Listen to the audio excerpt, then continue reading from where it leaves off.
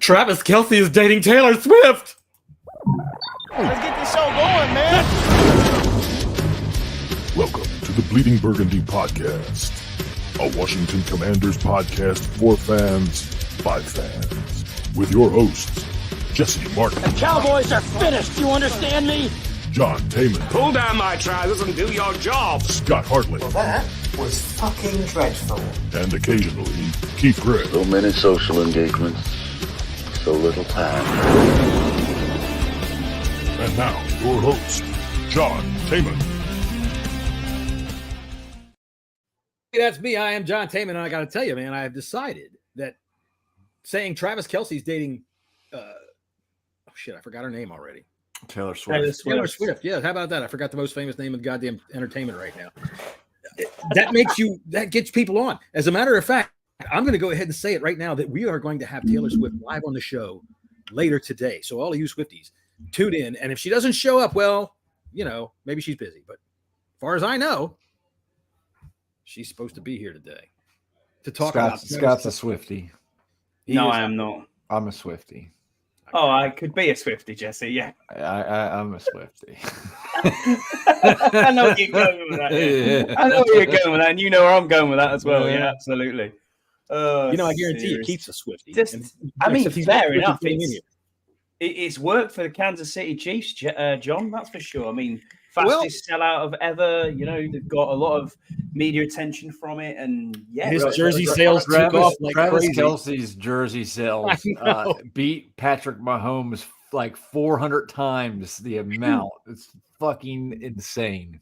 Dude, I'll tell you what, I couldn't care less about her music. I don't care about any of the other crap that goes on. But if anybody wants to deny that she's the most powerful person in music, I will laugh in their face. She is unbelievably powerful. Oh, yeah. Just from the UK alone, his podcast with his brother got an extra 2.5 million listens this week. Dude, why do you think I keep mentioning her? We're talking about Taylor Swift and Travis Kelce, at least until algorithm. I will put hashtag Taylor and Travis in the there you go. That's how you do this thing. All right. So anyway, it's Friday. How y'all doing? Jesse over here to my left. How are you?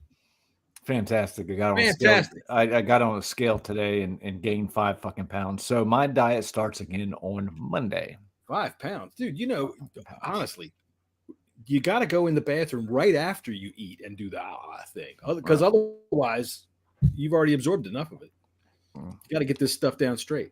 Scott, am I wrong about that? You've been bulimic. Yeah, I just forgot to be sick, John. That's what it was. That's right. I eat everything I want. I just don't get to the getting sick part. Yeah, exactly. How are you today? No. Yeah, I'm good. Thank you, mate. Absolutely fine. All good. Busy, tired a bit, but yeah, it is what it is. It's all good. It's the weekend, so happy days. Happy days indeed. All right, so I don't know how much the happy days are going to be. This weekend doesn't look too good if you're a Commanders fan and you're going to be honest with things. But hey, man, you know what? Last year we didn't think anything was going to go right, and we went in there and beat them. So, I guess we'll start right off by bringing up the game that's going to happen, no matter how bad we want to see it not happen. We don't want to see it happen like last week, for sure. So I'll start with you, Jesse. You think they've learned anything this week? You think that anything will be different? You sure as hell hope so. Sure as hell do. I mean, I don't know how much difference it's going to be in 1 week, but the fact that we got absolutely demoralized on home turf should hopefully open up some eyebrows, open up some eyes on the coaching staff and Bieniemy, needs to figure it out, because there is ways that if us fans know ways to protect, help Sam Howell out, he's got to fucking know. He's got to know. So long and short of it, I think it's got to be better all around. Coach, it goes from coaching to the players. Scott, do you think if they hired Taylor Swift as some sort of a coach, would that help? Yeah, well, to quote my inner Eric Bieniemy, when it's all said and done, John, I think you're right. I mean, how many times did he want to say when it's all said and done in his press conference? I think I counted 14. If you're doing shots, that would be a bad drill, absolutely bad. But yeah, for me this week, before obviously Predator kicked in there on my screen. It's I don't know what we're going to do this week. I think overall, if we look at the Bears game and we go on to that next week, I think if you come in 3-2 at the end of that, you'd be kind of happy after the first quarter of the season gone. It's going to be a tough weekend. I think it's going to be a tough weekend. Can we just skip this game? I mean, that's what I mean. Yeah. No, we said that last year. Look what happened. Even Taylor Heineke was able to go up there. I mean, so that's key to the game. Hold the ball for 75% of the clock. That's what we did last time. Absolutely. Right. So, oh shit, I'm not looking forward to this Bears game at all. The Bears game. No, I'm not. And I mean, the Eagles game, you're right. I mean, this is a foregone conclusion for a lot of people, and I don't think that we're going to be able to say anything much different when we come up with keys, because our keys are going to be, oh my God, well, I hope they're able to do this, because even if we were playing at a higher level, dude, the Eagles are just they look like they're hitting on all cylinders right now. They really do. That game against the Vikings, amazing team. They do. They just look like it. And I mean, I absolutely hate the Eagles. Anything can happen. Yeah. But the Bears game. I'm 60, so I'm getting a colonoscopy the next day, which means the Bears game, I'm going to be in the freaking toilet the entire goddamn time. Hey, you know what? If you're lucky, what I'll do is when we're doing the pregame here on the Bleeding Burgundy podcast, I'll do some of my prep and we'll count down how long it takes me before I have to get up and leave the show. Jesus Christ. All right. Anyway, I thought you were going to do a live feed. That'd be quite cool, actually. Oh, I don't think. Oh no! People didn't even want to know what I just said, much less have the live feed. As long as it's head end, we're all right. Yeah. All right. Anyway. All right. So let's see. We got some keys to the game. Scott, what do you think? Yeah, I think you hit the nail on the head. I think you hit the nail on the head there. It's making sure that we keep Sam protected when we do have to throw. I think Jesse was absolutely spot on as well in the fact that we're probably going to have to run the ball at a 70-30 clip, if not a 80-20 clip. The key blueprint here to beating Philadelphia is exactly the same way we beat Philadelphia last year. It's time of possession. It's running the ball some more, and hoping that you keep Sam Howell upright and enough, and that he hits the throws when he needs to hit the throws. That's the other key from last year. This game rests on the offensive line. That's what this game rests on. Okay, and maybe I do want to, and maybe a turnover. I don't know.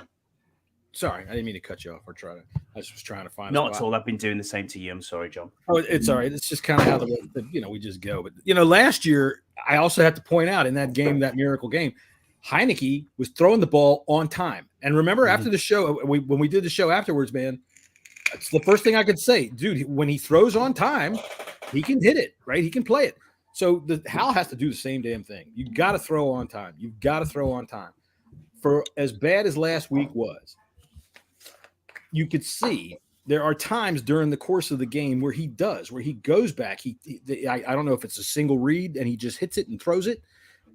Two shots, both shots to Samuel up the sideline were just freaking beautiful throws that he just made. He not standing there surveying and then I'll find him down there and throwing the ball. 1, 2, 3 back and throw, and boom, he hit it. So, Jesse, John, do you think they have to simplify the playbook a little bit here? Not saying simplify it to Sam, but I mean, go back to maybe just 1 or 2 reads and saying, right, if my first read's not there, my second read's not there, throw the ball away, get rid. Because he's spending too much time going, oh, I'm on my 3rd read. Now I'm on my 4th. Oh, shit, I've been sacked. He's staying on his first too long. And it's like, or he's staring in the middle. And funnily enough, that's exactly what the Buffalo players said afterwards. We knew that on 3rd down, he holds the ball too long. And he looks at he's one read. Always looking in the middle of the field. Mm-hmm. Yeah, he wouldn't. Now the tape's out there. The tape's out there, John. It's easy to see him now. There was another stat. Now, I mean, we all saw the stat about how his average time to throw that he had last week between 2 and 3/4 to sometimes almost 4 seconds.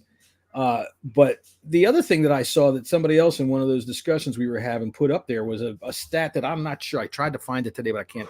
Those next gen things. Who the hell knows how you got to search them out? But our routes that the receivers are running are like 3rd longest in the league to take time to get out there to get going.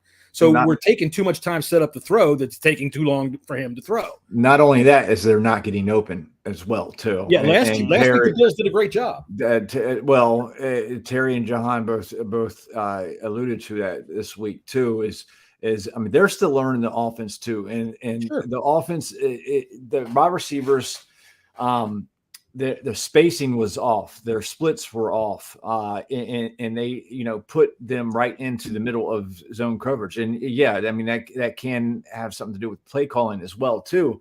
But it was that was another attribute to Sam holding the ball too long. On third down, he does lock in on a receiver, but not. I throwing on earlier downs, you can see him trying to survey the field. He just surveyed too damn long, but that was receiver's fault as well too. So, everybody and the brother can blame the O-line if they want to. It's whatever. They have their faults. But for a young quarterback, holding the ball for 3 and 4 seconds, what do you expect to happen? 3 seconds. What do you expect to happen? It's 2.5 seconds. Boom! It's got to be out. If your receivers are their routes are lining up right in the coverage, I mean, what do you want Sam to do? So there is 3 levels of this. That's what I wanted to do. There's 3 levels of this.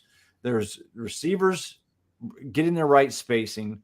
There's Sam Howell holding the ball too long, and then when that doesn't happen, it's the O-line that screws up. And listening to Logan Paulson, and this was eye-opening. Listening to Logan Paulson on the Take Command podcast after the film review, he said there was 1, maybe 2 sacks actually on the O-line this week.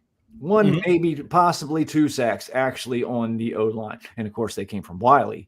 But what needs to happen is Eric Bieniemy needs to call more run plays. Now, Scott, you said earlier 70% runs. I think that's a little bit too much. If they just do 50-50, I think would help a lot. Here's the thing.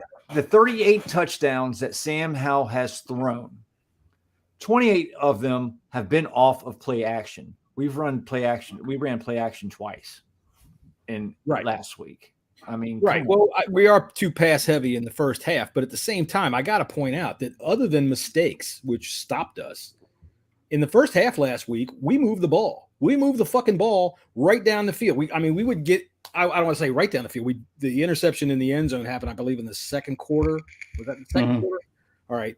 But the first drive that we had, we marched right down to about the 25, and then Sam took a deep sack. He took a bad sack. He was way back in the backfield. And then a second one, I think we had a penalty that pushed us all the way out of field goal range. But I don't think we had too much trouble moving the ball. It wasn't like we kept running into a stone wall and having to kick. I don't even know how many punts Tressway had last week, but it wasn't many. And because we had 4 fucking we had mistakes. Right. We had mistakes. Right. But we moved the ball. So the other thing of it was, everybody wants to talk about it. We got to run the ball more. We got to run the ball more.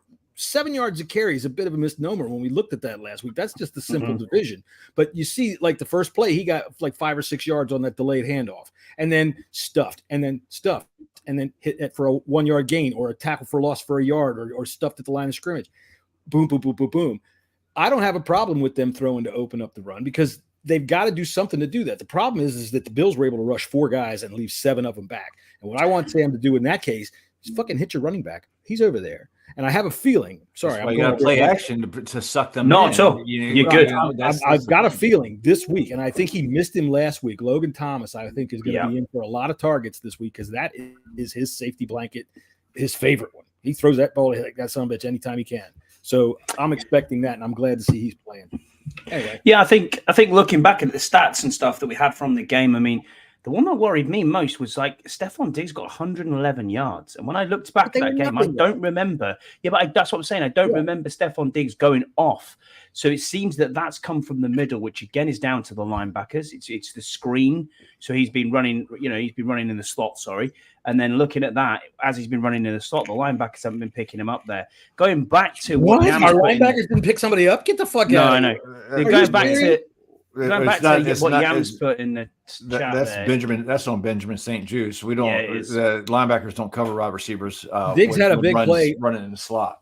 That first third down where the fucking big ass giraffe ran out to the right and hit him with the. I mean, dude, that was such a beautiful throw. Yeah, 65 yards he ran for in the middle. We can't let that happen for her. I'm talking about the 25 yard throw that he had on the first third down. right? We had him hemmed in, and he moved out to the outside, and he hit Diggs on that play. Oh yeah, that was the true. kind of broken Yeah, play where Yeah, Chase that was was real. It was close to him, and Mhm. that was just an excellent play from Josh Allen. Yeah, I mean, it they was. had that covered so well, and When you look at that Allen play was again, backing up. yeah, you look at that play again, dude. It's an amazing throw.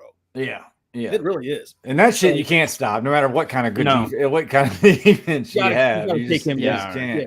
There are But times when I know people really hate to say it, but you have to give it to the other guy, man. They're Yeah, paid too. the other Sometimes they're team really makes, good. it makes money Make too. plays. I mean, it's their job too, and you just have to you have to make one more play than they do. You know. Let's look in at this game.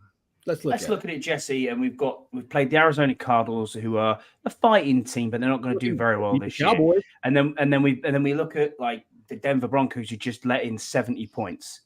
I mean, these are not good teams. And then the Bills come into town, who have a decent defense. You know, you argue definitely a top 10 defense, if not top 5. You know, argue in there. You could place them there or thereabouts. That was noticeable. The uptake on who you're actually going up against as competition, as you said, they're in that Super Bowl window. So we can almost write this one off. But again, going back to what Yam said in the chat there, looking at Wiley and about the offensive line, I'm not going to dig out the offensive line, but one thing that is annoying me is the fact that Nick Gates is giving up a lot of sacks. We've got 6 sacks now over 3 games. Nick needs to step his game up this weekend. He's an angry dude. I like the way he's running angry. He's sticking up for his quarterback at center. There's nothing wrong with his snap plays, but he has to do better. You know, Listen, cannot be I'm giving up that not amount of exactly sacks. sure where you're getting 6 sacks from Nick Gates. I know honestly. he was on PFF, and like I said, Logan Paulson, I take his word as gold because he's played the game. Yeah. I always have to listen to him twice. Honestly. Yeah, because he knows what he's talking about. Oh my! And he's so quick with what he's giving you. I got to listen to it twice. Yeah, I will trust his word over anybody else's out there, even my own eyeballs. I mean, I will trust what he's saying because he knows a hell of a lot more, and he knows offensive line play. Obviously, being a tight end and being someone as smart as he is and knows what is going on in the trenches, because even though it may seem like someone gave up a sack, it could be totally different. It could be a wrong call. It could be someone that totally blew a play, someone else on the line. So, yeah, that's good. That's fine. But they still don't know exactly what the hell's going on. The play call, the protections, or anything like that. So again, according to PFF, he has allowed 4 sacks. You know what? Okay, fine. The offensive line, they're still fucking learning too. Yeah, we'll give up. I will let this offensive line give up 3 sacks a game. That's fine. I'm perfectly fine with that. What I won't do, and what I won't accept, is Sam Howell giving up 5 sacks. Making that into 7. Doing that. Making that into 7 or 8, right? Yeah, not only that, just for his own health, man, dude. I get it. He's tough. He is tough, but man, when I was looking, not going to be able to last. No, I'm looking at these numbers that we got this week about how the time of the pass rush coming at him, right? And I'm looking at it thinking, okay, well, he's got 3.14 seconds here to throw. That should be enough time. But then I think maybe 0.3 or 0.4, almost a half a second is being spent getting batted around, grabbed, because he doesn't just go down sometimes. He gets knocked this way, grabbed that way. He gets into those things where everybody's pulling a piece of him. It looks like a zombie movie. So, maybe sometimes these how long he has to throw is getting a little bit overextended by that. That doesn't factor in. How long is it that Sam's actually able to throw in this time period? Because when you're talking tenths of seconds, that's significant. 0.3 of a second when you're only talking about 2.75, that's significant. Yeah. So just think about it. 3 seconds, 1 Mississippi, 2 Mississippi, 3 that's one Mississippi. Thing. That's forever I get it. in the NFL. Yes, I mean, that is forever. It's to me, it doesn't seem like that long, but we're talking about in NFL terms in the speed of this game. Oh yeah, that we also love so much. That's an eternity. That's absolutely. Absolutely. When you watch a guy that knows how to play quarterback, that ball's out. Watch Yeah. Kirk Cousins, as much as anybody hates him. Watch Kirk Cousins. That fucking ball comes out, man. Yeah. That's one of the things I liked about him. He didn't stick around. He got that ball out of there. And I think that Hal can learn how to do this, I hope, but it seems to be a problem that goes back to his college days. So somebody needs to beat on his head about it and get him to get it out. But I would be remiss if I didn't point out that there are times that I see that he's still in his drop back and getting guys coming into his face, smashing into him. And it's like, okay, man, if you're going to give up sacks, you can't give them up like that. You can't give them up like that. I have absolutely zero problem with him, with EB saying that he didn't realize it's been 19 times. If you think for 1 second he did not realize that he's been sacked that much, the joke is on you. Well, we also, I listened to the show this week while I was in the truck just to hear how he sounded. Oh, is that still on? Did I do that? I don't know what the fuck that was. I don't know. So you know what? There's a lot of times that people that are listening to us on the podcast have no idea what we're talking about. So that was Yam Sensei over there in Japan, and I can't remember what he said right now, but that's who that was, and Jesse answered him. So there you go. For all you listeners at home, and all the ships at sea.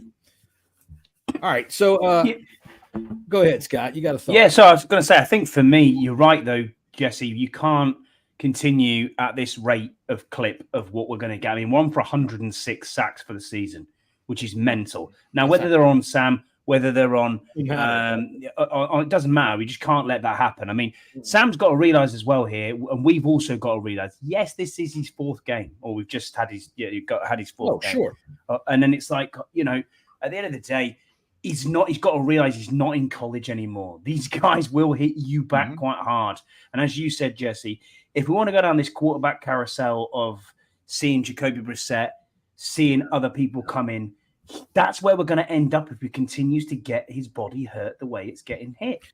That's what's going to happen. If Brissett comes in, it better be because Sam Howell can't come out. That's all there is to it. But if they I get that, John. But if they bench him, forget it. You might as well go get in the unemployment line because you're done. What I'm saying is, if you got to give him a year. And so is the enemy if that's the case. He's going to get injured if it carries on the way it's carrying on. We can't have that. We cannot have that. I was thinking about this. Go ahead. He's got to get the ball out right, and the O-line's got to do a bit better than it has been. Interesting, you talked about Logan Paulson. I listened to him on Kime's podcast, and he was right in what he's saying.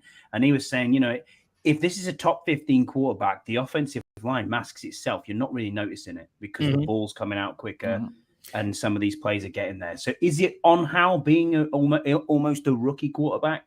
Or are we looking at this offensive line and saying it's terrible? I'm sorry. I don't think this offensive line is nearly as bad as 95% of this fan base thinks it is. 90% of this fan base thinks their own farts don't smell bad. That's true. I think yes, they have given up some sacks, but every offensive line gives up sacks, man. Every offensive line gives up sacks. Most of these sacks are on the quarterback. Plain and simple. You remember me saying last but that doesn't make it not true. Remember me saying last winter when we were talking about Bieniemy and hiring Bieniemy, and I said, one of the things about the Chiefs that always, they got a wizard at quarterback, but why does he always have to be such a fucking wizard? Why is he always running for his goddamn life? Yeah, right. Yeah, I remember you saying that. Well, I guess what, maybe it's a lack of focus on the offensive line because Andrew Wiley came right over there from him, and I mean that motherfucker's a revolving door. I think we had it last week. 14. Howell pressure coming, and down he goes again. Fucking Andrew Wiley. Straight up. So what do you do at this point? Now, people are talking about Cornelius Lucas. Can he play any kind of extended period of time? I mean, if Wiley struggles would be a good more. Thing. If he struggling would be a good thing for him. You need to there needs to be a change. Listen, this was Bieniemy's pick right here, man. This was Bieniemy's pick. And look, he's the weak link. He is the weak link on the offensive line. Like I've been saying, all offensive lines, they're going to give up sacks, 2, 3 a game, sometimes 4 on bad days. But if they keep coming from one guy, there's got to be, you got to do something, man. He's the wink do leak. something. Just like you said, he's the wink leak. When you talk about their offense or our offensive lineup against they don't have the speediest pass rushers. They've got powerful pass rushers, but they're not the guys I think that are going to be fucking doing the okie doke. The one that I'm worried about is what's his name over there? He's going to be playing against Wiley, and his name is fucking running. Hassan Reddick. Hassan Reddick. Thank you very much. Hassan Chop. He's going to fucking make Wiley. Dude, you got to. I know. Wiley handled him in the Super Bowl. He did. Yeah. And then Hassan Reddick, cried about the slippery field, and Wiley said, "Hey, we were on the same field you were, guys. I mean, it was the same thing." I know it was a back and forth that JP Finley was trying to kick a hornet's nest today on the radio, saying, "If you think Hassan don't remember that," I mean, they were both on the same field. He didn't say nothing out of pocket, Yeah, so you've got, I'm looking at their starters now. You've got Brandon Graham, Jordan Davis, Fletcher Cox, Josh Sweat, Nick Morrow, Zach Cunningham, Hassan Reddick, James Bradbury, and then obviously you're into the cornerbacks like Slay. I mean, the seconds on there as well. You've got Jalen Carter still, N'Kobe Dean, Nolan Smith.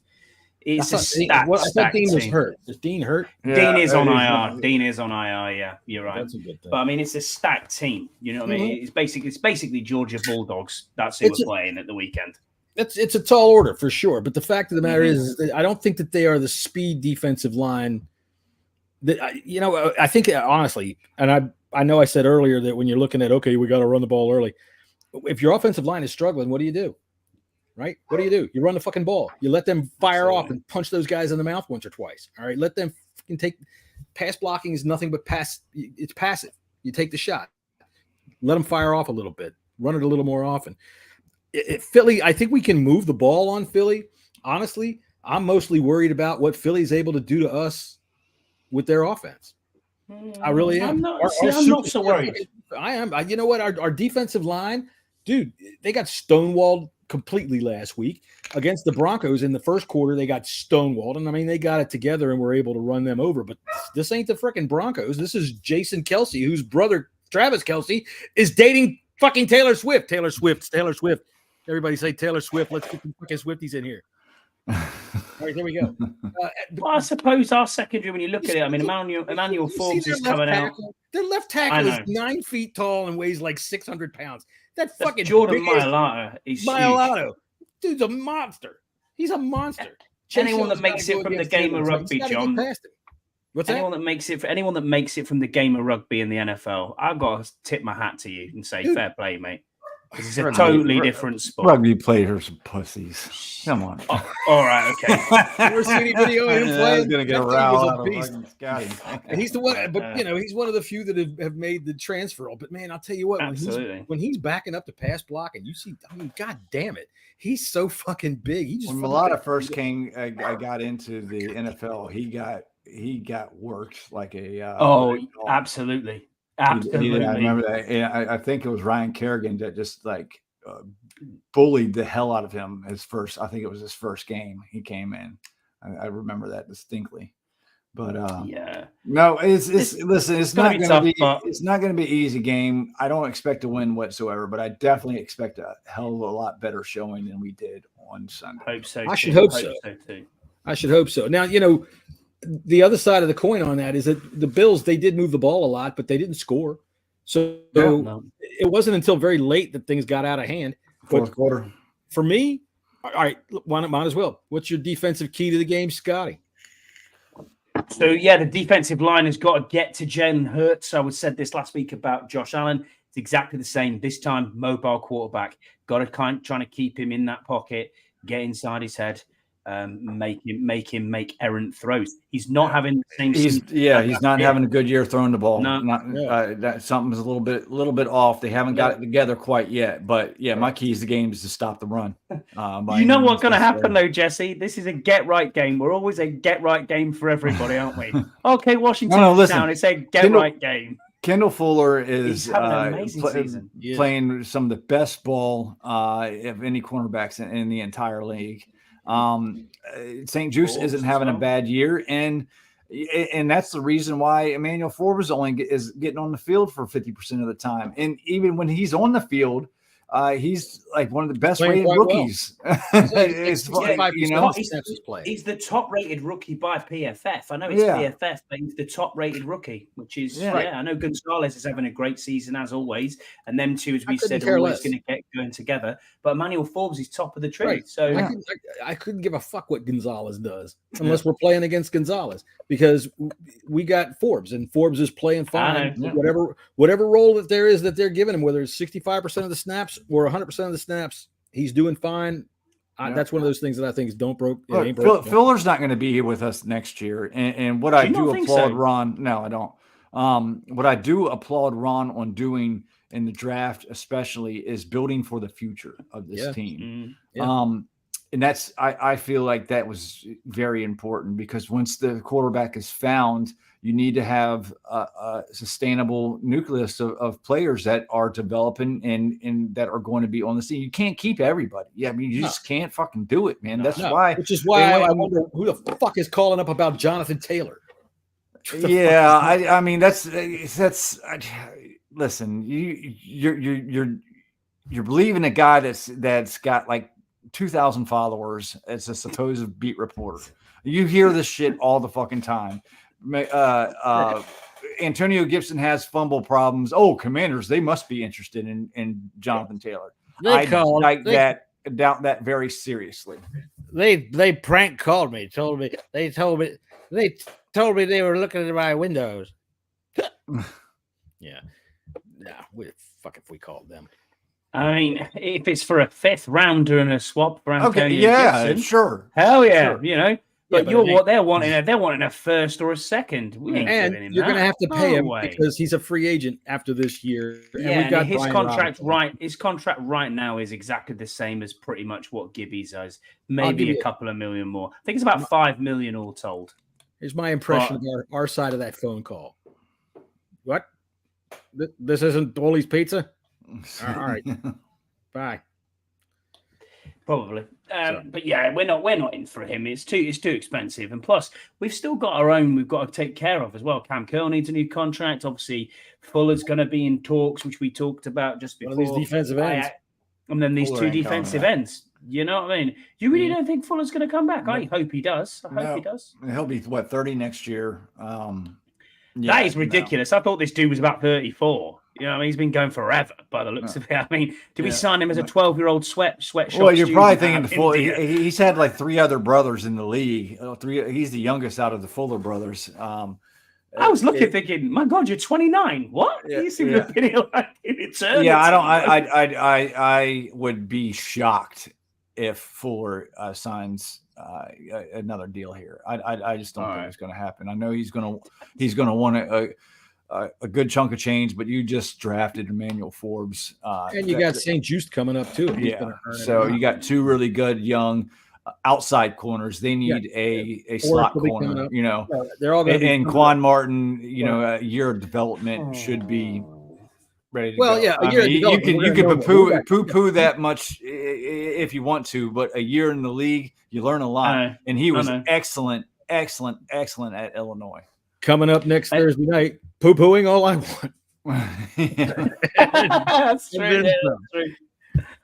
You know, the thing about it is that we've got them all lined up. So we've got St. Just will come up, then Fuller will come up. Then Forrest will come up, right? And then Butler's going to come up. So you know, we get to pick and choose. This is what teams do when they're able to, you know, it's what a properly run front office does. It's you got to churn them out as they go and build as you go and keep the flow going, man. And what we've done in the past is keep older players, and that's just unacceptable. Rather than you don't do that. You buy potential. You don't reward the past. And that's the fact. Hello, Josh Norman. Right. He played one good year for us. He had one good year for us. Yeah, I don't blame him for reaching out for him when he was all of a sudden available, because all of a sudden he became available. That was a weird. That was a weird situation. That was a weird situation. Yeah. Right. Yeah, and he was very good, and he was good for us for a year. And that was about that. All right, so Jesse, give me your defensive key to the game. Yeah, I said stop the run. Oh, you did? Yeah. All right. Well, that was pretty easy. Yeah. All right. Well, so I'm going to take an amalgam of both of you guys. Yes, you have to stop the run because you do have to make Jason or Jalen Hurts throw the ball. But I'm going to say you have to keep that son of a bitch hemmed in. You can't let him get outside. And that's going to bring me to my first, because I'm going first, X Factor of the day. X Factor, Jamin Davis. Jamin fucking Davis. Get on the field. Jack Del Rio, I'm talking to you, you goddamn old man. Yeah. Put him on the field. Why isn't he on the field? Why am I watching him run off the field on a third down and then watching big-ass giraffe-looking Josh Allen run around the end for 15 yards before anybody else is even in the fucking camera shot? Why am I watching that while Jamin Davis is standing on the sideline? Why is Deuce on this podcast on Monday telling me that fucking whitest name from west of Wyoming, Cody Barton, has to be telling him which side of the field he's supposed to be on? Is this dude got fucking I want to bite back on Cheerios that a in his little head? bit. What's that? Yeah, I want to bite back on what Deuce Okay, said. please. I love Deuce when it comes to Jamin Their show is Davis. fun in the I don't. Their show is fun in the morning. I've been hanging out.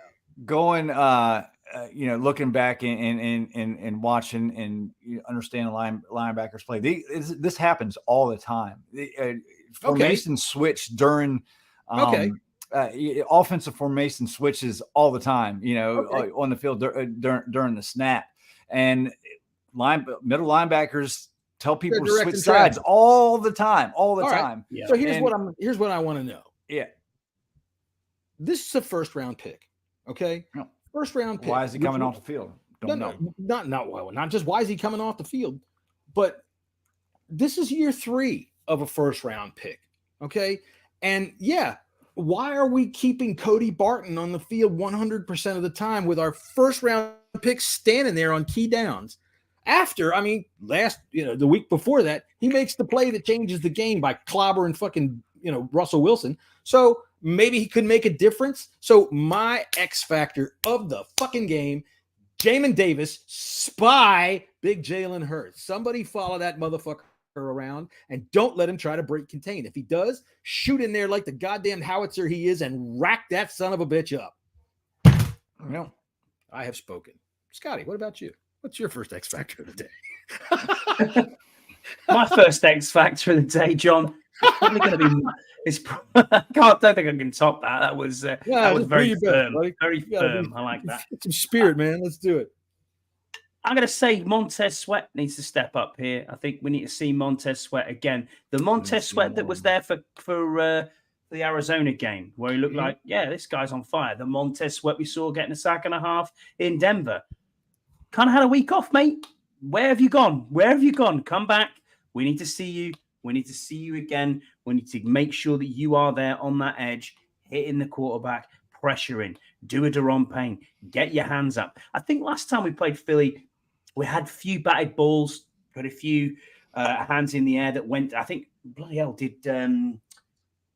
What's the defense? I think Daron Payne didn't he intercept one? Yeah, he did. Am I misremembering that?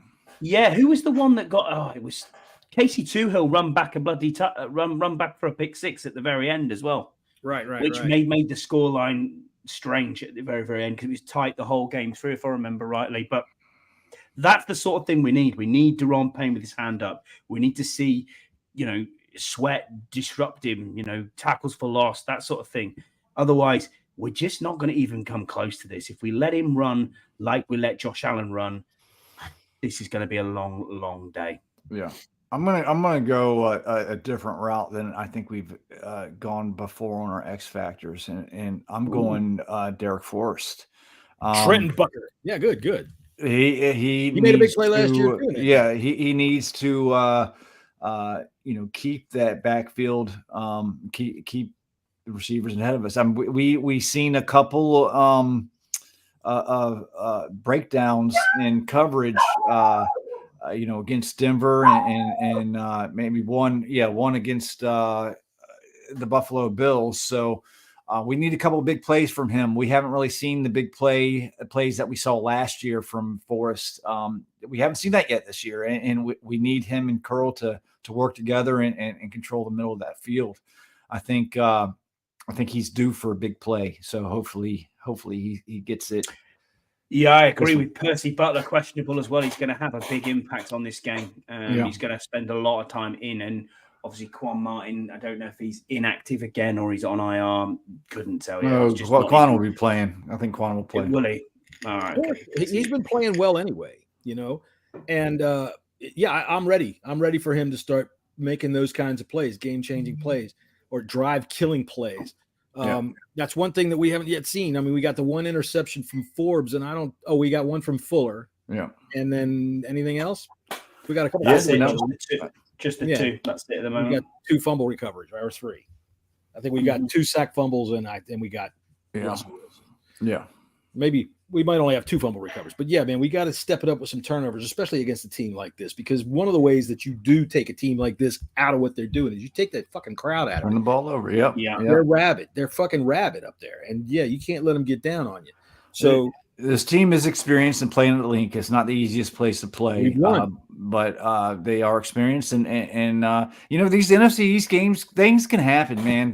Weird things happen during these games. I mean, listen, we tied the fucking Giants last year. We were better in both games against them, and we tied and fucking lost them. We beat the undefeated Philadelphia Eagles last year at home. We can. It is not with out of the realm that we could win this game. It's not. We can do it. Not expecting it, but we can do it. We can. I mean, like you said, everything has to be done right. Yeah. Right. You need Howell to throw on time. You need routes that set up quick, and you need him to be able to hit his check down.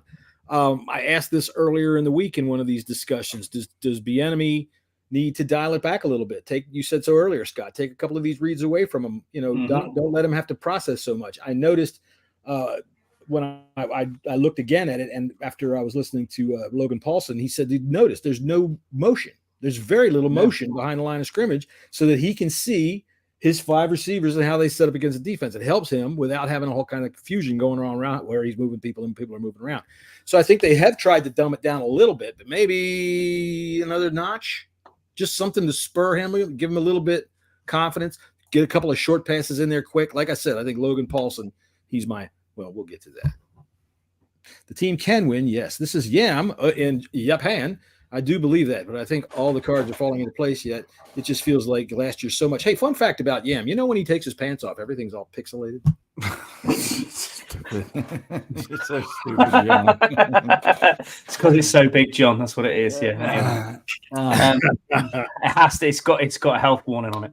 But yeah, we've seen Sam Howell play well. We've seen Sam Howell play well behind this offensive line. We've seen him bounce back after playing badly. Yeah.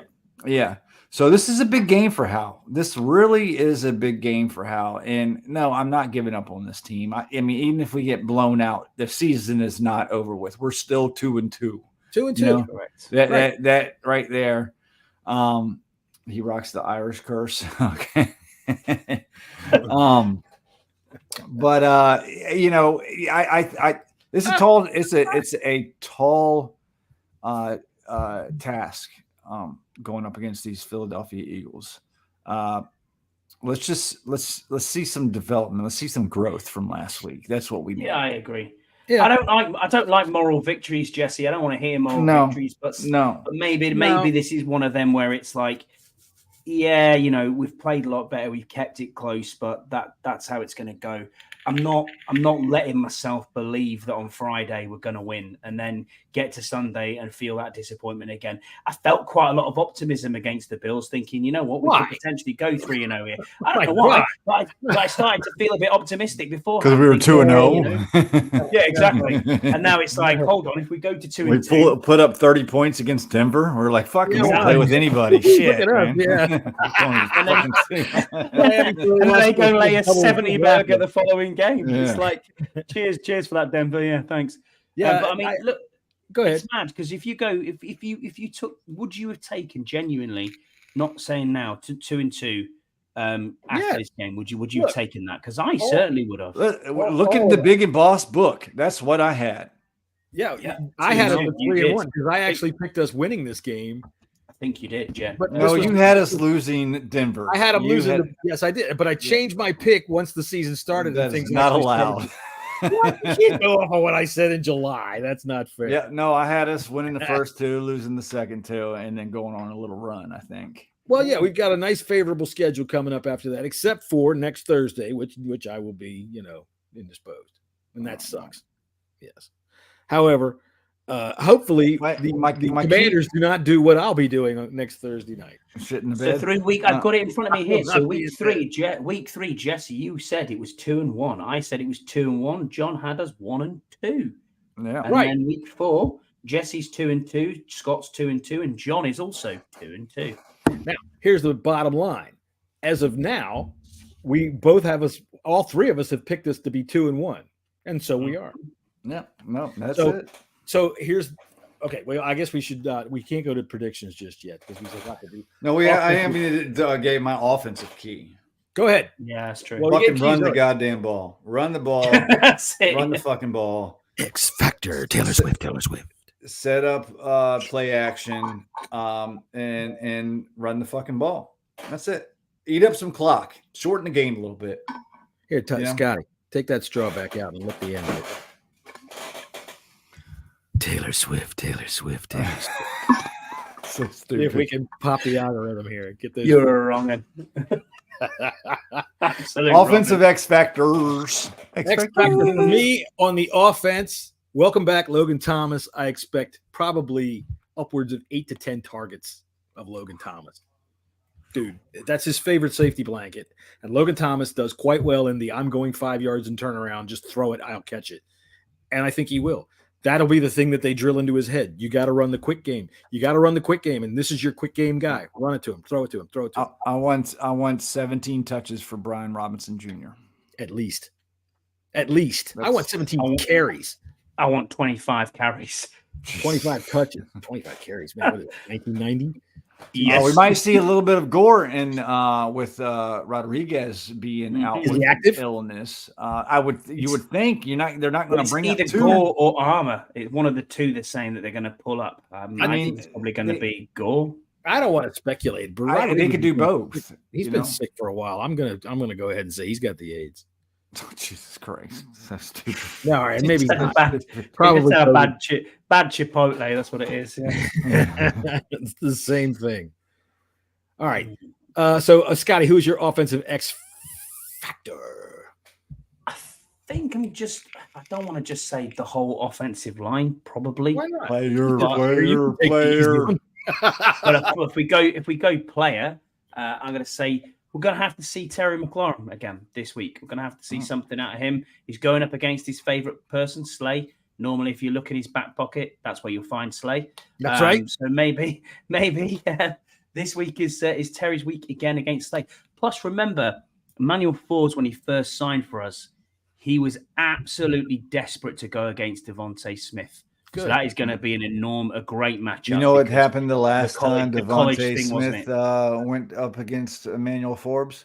Wait, let me guess. Can I guess? Let me see.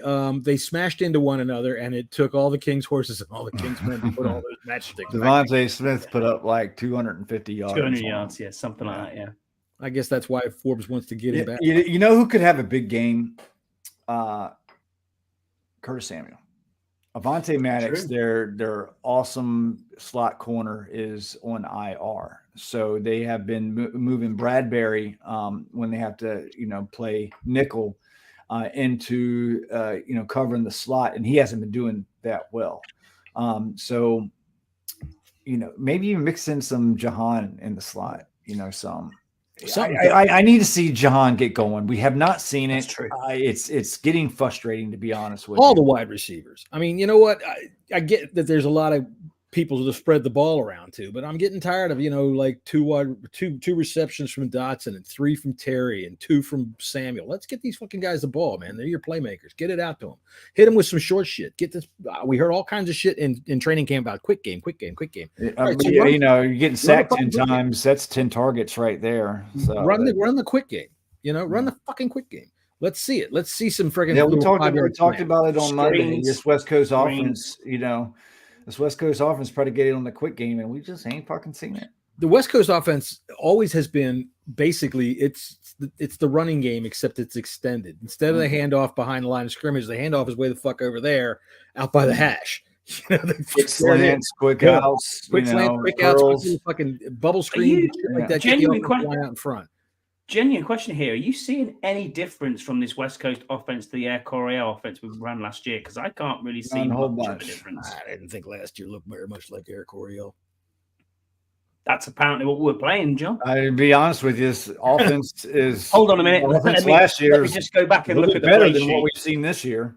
You know, Air Coryell. Nah, see, when you talk to me about Air Coryell, I think Dan Fouts and fucking Charlie Joyner and all those guys.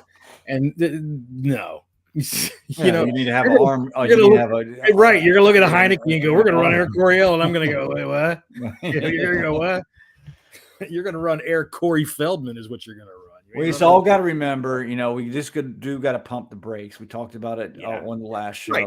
It's a learning process for all. Everybody on this offense is learning a new offense. Our offensive coordinator is first time being the man behind the offense, and our quarterback has played 4 fucking games. Right, and it's going to be an incremental thing. And these are two. If the Bills and the Eagles ended up in the Super Bowl, would anybody be genuinely shocked? And we have a shitty right tackle. Yeah, we have a shitty right tackle, but we have a couple of positive games coming up, and you want to see incremental progress. Simple as that. That's all I want. That's true, but also at the same time, I mean, I'm starting to lose a little bit of patience here. I'm sick of hearing it's a progress, it's a system. I just want to win, man. I'm like a crack addict. I just want to win. I would say different here now is that we're actually trying to develop a quarterback, which you got to take time to try to do that, because you can't keep trying to just plug in whatever fucking vet you can find floating around out there. It just doesn't. It's not sustainable, and it hasn't worked for us yet. So you got to try at one point. And one thing Ron did say this week is you're not going to know until you try, and that's a fucking fact. And I don't care how much anybody wants to cry about it. That's the way it is. There's a lot of quarterbacks that are out there that are no miss. You can't miss with this guy. He's a fucking top guy, and they fucking flounder all over the damn place. And they only find out when they play. That's the only way they find out. None of these motherfuckers anymore get paid for what they haven't done yet. Jesse's doing that face like he had when he was getting updates from the sheriff's office in Buffalo. Oh, yeah. What do we got? News. You're good call. Oh, here we go. CBS News just tweeted a relatively rare sighting was discovered this week. A massive stingray nearly the length of Travis Kelce, the Kansas City Chiefs tight end, and Taylor Swift's rumored beau in the Long Island Sound. A stingray in the Long Island Sound. A huge one, the size of Travis Kelce. This is just like somebody who's on a podcast just trying to trip an algorithm by saying Travis Kelce and Taylor Swift, Taylor Swift. There's a bunch of marine biologists going, just say Taylor Swift for Christ's sakes. I don't care what's out there. There's a whale out there that looks like Taylor Swift. That's one thing I would like to. Two things I would like to bring up on the show, though, if that's okay. I think it's kind of nifty that we brought up a stingray that's as big as Travis Kelce and Taylor Swift. I'll have a bit of a rant. Is this Travis Kelce and Taylor Swift, say, like in the doggy style position, or just like the holding hands, or is it maybe a missionary crush? What's going on here? What are you talking about? I'm trying to picture this goddamn stingray, and if it's the size of Taylor Swift and Travis Kelce, what position are they in? I mean, it says it's the length of Travis Kelce. So it might only be like an 8-inch long fucking stingray. What the fuck is that? Let's see what you did there, John. But this is media. This is media. And I'm being nice to it right here. Okay, they're putting Travis Kelce and Taylor Swift in the algorithm to get fucking clicks. That's just fucking crazy. Make sure you hold that phone slow up there so people can read the name Taylor Swift, Travis Kelce. That's just whoring yourself out for Taylor Swift, Travis Kelce. I'm serious. That's all. Can you see it? You can't see it. I can see it. It says Taylor Swift, Travis Kelce, and here's this little tiny stingray that's as big as Travis Kelce's willy. I don't know why he's dating Taylor Swift, because Taylor Swift, I'm sure, probably likes him bigger than that. Have I said her name enough? Have we got any Swifties in here yet? I think so. Right. Anyway. So is Taylor Swift your X Factor, Scott? No, she's not. She's not my X Factor. I don't think I've given it, haven't I, already, my X Factor on offense? But I just want to have a bit of a Yeah, rant, you get really. it. We just all Please forgot go what ahead. it You've got a was. rant coming on. Just people in general, right? There's a tree, right? And this is quite a personal thing for me. I'm from rural Northumberland, okay? There's a tree at Sycamore Gap. It's a very beautiful tree. It's out there, and it's 265 years old, and it runs the length of Hadrian's Wall. It's right in the middle of Hadrian's Wall. It's beautiful in there. Nice sycamore tree. Some 16-year-old kid has cut the fucker down. Jesus. Right? And it brings in tourism to the area. Lots of people look at it. It's been in movies. It was on Robin Hood, Prince of Thieves. And overnight, 2 days ago, some little irk decided, I'll cut it down. So now there is no tree there, which has pissed off the locals. It's made national news here. And if you're out there, you little wanker, I will find you. I will hunt you down and I will get you. Because that is a tree near me. And I am not a happy bunny about that. Because every time I walk past that, I thought of home. I do have a particular set of skills. It's called Sycamore Gap. If you put that down, and you'll see the tree I'm talking about. I see it. That was Taylor Swift's nickname in high school. It was a man 60. He was 60 years old. No, 60. There was a 16-year-old arrested. 16. Oh, it says man 60. This is in the Guardian. Arrested with the connection. Now the Washington Post says teen arrested. So which one, 60-year-old or the 16? It's probably somebody said he's 16 and the guy went 60. Okay, and wrote it down. Yeah, I wrote it down. Yeah, exactly. Yeah, but yeah, I'm just I'm a bit annoyed about that, to be fair. And also, in more positive news, this week the NFL announced that there is an International Fan of the Year competition. Oh yes, each team within the NFL, each 32 of the teams, has an opportunity to nominate a candidate for International Fan of the Year. You can be nominated. And then you can put yourself on. I have an idea. All right. Go on, John. At one point, we used our good friend Keith Gray, who is yet again not with us tonight, in a nice challenge that earned a lot of money for the Hog Farmers Charity, in which we dump food all over and everything like that. So I think we ought to get Scott Andy Burrows and Scouse Andy to freaking wrestle in a pit of jello to see who we will pick to be the International Fan of the Year. And then whoever wins, we will vote for them in mass. What do you think? Know what? I think it's something like that would be quite cool. I mean, there's 7 countries that are eligible, including obviously the United Kingdom. So if you want to, you can put me in for a nomination. I would appreciate that. Will do. Prizes. I think the prize is 8 tickets to Detroit to go to the draft. So I thought it was just 2. Is it only 2? Is it? I don't know. I don't know. Something like that. I don't know if the teams. I don't know if the teams do anything. But I'll tell you, like I told Scouse, I will consider for. I will nominate for cast considerations. Well, I'm trying to one up, right? What I'm going to do is a global email to the whole of my company, who there's 17,000 employees, and say, "Hey, vote for me," and see how we get on. Right, and then they'll go, "Yeah, Scotty won't be here for a week. Get him the fuck out." Exactly. Yeah. But yeah. All right. I think nominations are open. So thanks. Yeah. Yam's got it's like the Alabama fan that poisoned the trees when Bama lost to Auburn all those years. Fuckers. Yep. Yeah. It seems like the Brits, they don't know if it's a 16 or a 60-year-old because I've got no idea. But whoever half the British papers says it's a 60-year-old man was arrested, and half of them says a teen was arrested. I would go ahead and say for anybody in our American audience, there is, if you try to use the "I didn't realize that he was only 16" excuse, you're going to go to jail too. Yeah, but anyway, I thought he was 60. It brings in a lot of tourism that tree, or it had done, and I hope they do something with its remnants. What you ought to, they ought to just put a fence around it and say, "Come in and see what the fucking asshole did," and then try to sell the tickets that way, right? Yeah, maybe make a bench out of it or something like that. I don't know, but I mean, honestly, it's just like reclaim the wood and do something with it. I think it brought in over something like $2.5 million a year, in tourism. I mean, I know it's just one of the stops that you always stop at if you walk in or honestly, rambling. It's One of the things that a lot of British people that I know that come to the States always remark on is the woods, the fucking trees, because they're everywhere here. And you guys have been on that island for 1,000 years, and you cut down on lots of them. So there's, we do. hey, there's a tree. Everybody, let's go see the tree. So, I get where you're coming from, bro. And Shit, man,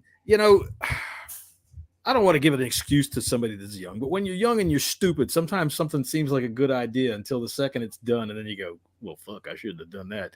Yeah. So, but oh well. Anyway, fuck him anyway. It is. It is what it is. It's too bad. Yeah, fuck him. Exactly fuck him. That's right. You start a new tradition. That's Dead on. Score predictions then, John. Are we going to go for it? We might as well go for score predictions. Jesse, let's hear your pessimistic prediction first. Prediction first. I'm going to go 28-17. The bad guys. Bad guys. Yeah. Scotty, what do you got? I said yesterday on the 1 Point Safety Show, I'm in the realms of you, Jesse, and Scouse was very similar as well. I'm going 28-10 or 28-13. Can't decide which one. I'll go 28-13. I'm going 31-17 Philadelphia. Oof. I know. I just, you know what?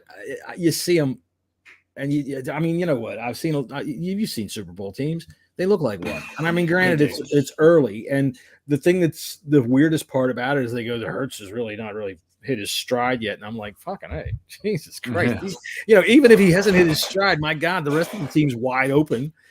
I'm watching fucking DeAndre Swift run through things that are as wide as they're as wide as Travis Kelce and Taylor Swift's freaking Stingray. Mm-hmm. There you go. We got to score at least 2 touchdowns in this game. Yeah, I would say. I'm serious. Like just for the offense as a whole, just to get some shit moving. 2 touchdowns, and not garbage time touchdowns either. I want real game for fucking the third quarter. I don't know why this thing is doing this today. Is that cutting my audio out?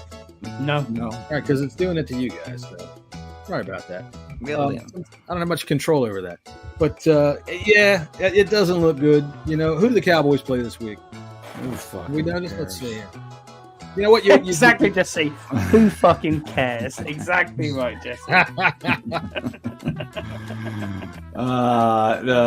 The Patriots. All right, well, let's go New England. They're 0-3. They're due for a win. Let's hope they get one. And then New England's 1-2. Fucking dirty, rotten scoundrel Mac Jones takes Dak Prescott and pinches him on the end of his dick and makes him miss a few weeks. Did you see what he did last week? Yeah, with Sauce Gardner. Fucking pinching him on his dick. I mean, I'm all for the shocker to make somebody fumble. Once the play is over, you don't go pinching a guy on the end of his dick. That's fucking wrong. So. And anyone that's going to the game in the UK, get Falcons versus the Jags.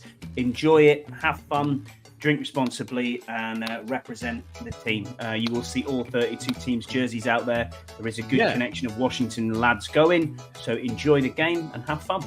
Yeah, man. And if you get on TV and you show the Bleeding Burgundy podcast on your sign, we will send you absolutely nothing. But hey, we'll like you.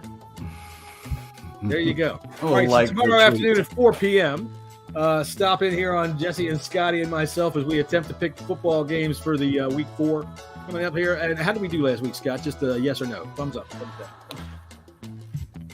Oh, we did okay. I picked 13 winners against the spread in my work pool. I think you did quite Very well. good. Very good. So, hey, man, I'll tell you what. Come on in. We'll give you a bunch of advice tomorrow. And if you listen to any of it, you're a fucking moron who deserves to lose his money. And until then, we'll see you. Let's go, Command. Radio.